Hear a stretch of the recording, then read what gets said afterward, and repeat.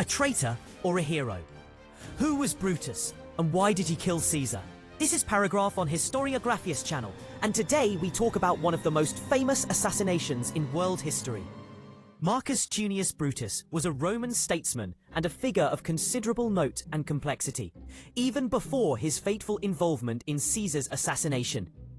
He hailed from an illustrious lineage, one that was itself a cornerstone of the Roman Republic's foundation myth.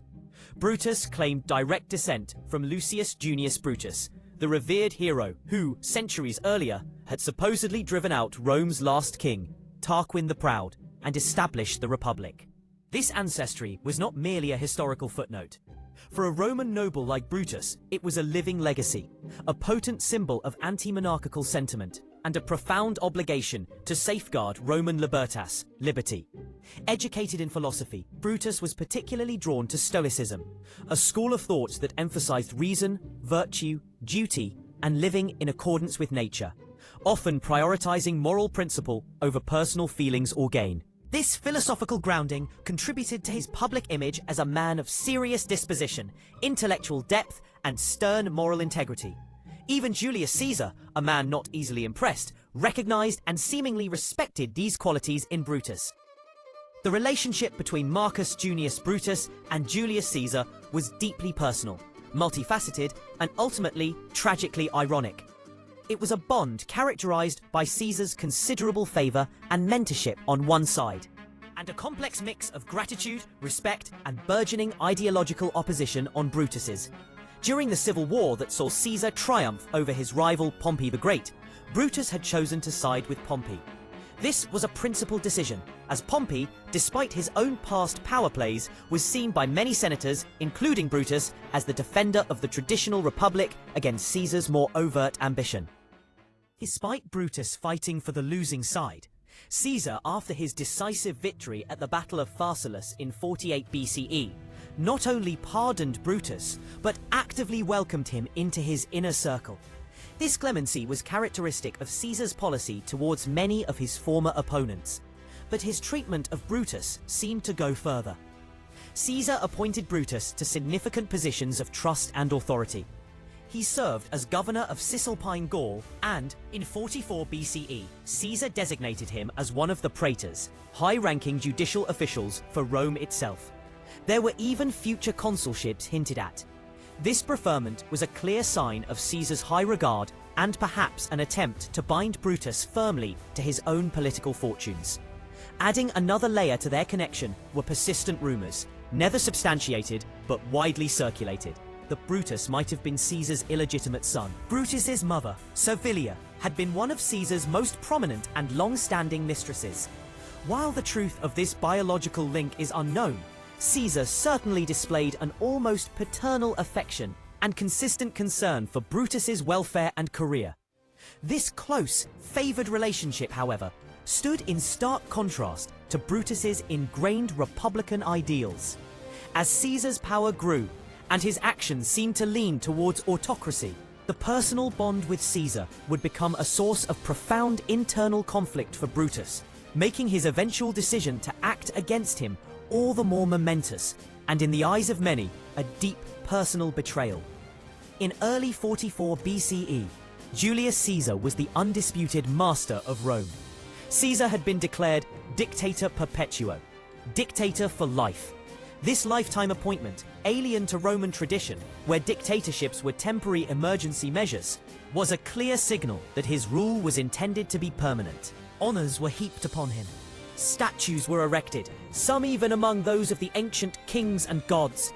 Temples were dedicated to his clemency. The month of Quintilis was renamed Julius, July, in his honor, and he was granted the right to wear triumphal garb, including a laurel wreath and a purple toga on all public occasions, attire traditionally associated with triumphators and, ominously, with kings. His actions increasingly bypassed or marginalized the Senate, the traditional advisory body of Roman aristocrats. While he formally increased its numbers, he filled its ranks with his own supporters, many from outside the traditional Roman elite, thereby diluting the power of the old guard and making the institution more subservient to his will. To many senators, steeped in centuries of republican tradition, Caesar's behavior was deeply alarming. He was perceived as arrogant and dismissive of established customs. A key incident that fueled these fears was the Lupercalia festival in February 44 BCE. During this public event, Mark Antony, Caesar's loyal lieutenant and co-consul, offered Caesar a royal diadem, the symbol of kingship. Caesar refused it, but the public nature of the gesture and the perception that he was perhaps testing public opinion or orchestrating the offer himself sent shockwaves through the aristocracy. The fear was palpable. Caesar, the man who held Rome in the palm of his hand, was on the verge of formally declaring himself king, thereby ending the republic for which their ancestors had fought and died. It was this perceived trajectory towards absolute monarchy that set the stage for the conspiracy against him. Brutus's decision to kill Caesar stemmed from a core conviction that Caesar was on the verge of irrevocably destroying the Roman Republic and its liberties. This belief was fueled by several intertwined factors. His ancestral legacy as a descendant of the Republic's founder instilled a profound sense of duty to oppose any move towards monarchy. This was reinforced by his Stoic philosophy, which prioritized virtue, duty to the state, and the potential justification of tyrannicide if a ruler threatened liberty. Caesar's actions, his lifelong dictatorship, and kingly honors appeared to confirm Brutus's worst fears. Influential figures like Gaius Cassius Longinus persistently appealed to Brutus's sense of responsibility and honor, urging him to lead the effort to save the Republic.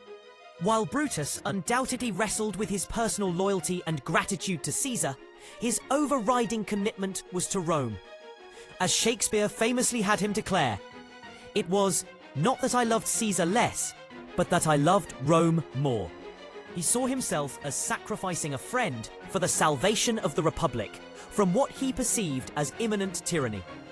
The assassination of Julius Caesar was a meticulously, albeit desperately planned act. Executed on the Ides of March, March 15th, 44 BCE. The conspirators, numbering around 60 senators, were led by Marcus Junius Brutus and Gaius Cassius Longinus. Having made the grave decision to kill Caesar, the plotters considered various locations and timings. They ultimately chose a meeting of the Senate, ironically to be held in a hall adjoining the Theatre of Pompey, a building commissioned by Caesar's former rival. This location was strategic. Only senators would be present, minimizing the risk of interference from Caesar's armed guards or loyal supporters, who often surrounded him in more public venues. Furthermore, carrying out the act within the Senate itself was intended to lend it an air of official, albeit violent, legitimacy. Sanction, an execution of a tyrant by the state's leading body rather than a back-alley murder. On the fateful day, Caesar was reportedly unwell and initially hesitant to attend the Senate meeting. However, Decimus Junius Brutus Albinus, one of the conspirators who was also a close associate of Caesar, played a crucial role in persuading him to go, allegedly mocking the idea of Caesar heeding ill omens or his wife Calpurnia's troubled dreams. Once Caesar arrived and took his seat, the conspirators moved into action under the pretext of presenting petitions. Lucius Tillius Cimber approached Caesar with a plea for his exiled brother, grasping Caesar's toga. This was the signal.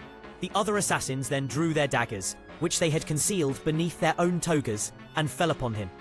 Publius Servilius Casca Longus is said to have struck the first blow. Caesar attempted to defend himself, but he was quickly overwhelmed, surrounded by a large group of men, each determined to play a part. Many ancient sources recount that when Caesar saw Marcus Junius Brutus among his assailants, armed with a dagger, he was profoundly shocked. Suetonius reports that Caesar's last words, uttered in Greek, were "Kai su teknon," "You too, child?" This poignant phrase captured the depth of Caesar's sense of betrayal by a man he had favored and protected. Caesar collapsed and died at the foot of a statue of Pompey the Great, having suffered a reported 23 stab wounds. In their fervor, some of the assassins even accidentally wounded one another. The act accomplished, the bloodied conspirators then made their way to the Forum, with Brutus intending to address the Roman people and explain their actions as a necessary step to restore the Republic. Marcus Brutus killed Julius Caesar because he truly believed it was the only way to stop Caesar from becoming a king and save Rome's old republic. But his desperate plan failed. The republic was not saved, and freedom was not restored as he had hoped. Instead, Caesar's assassination sparked even more devastating civil wars across the Roman world. In the end, defeated in battle during these wars, Brutus chose to take his own life, his dream for Rome completely unfulfilled.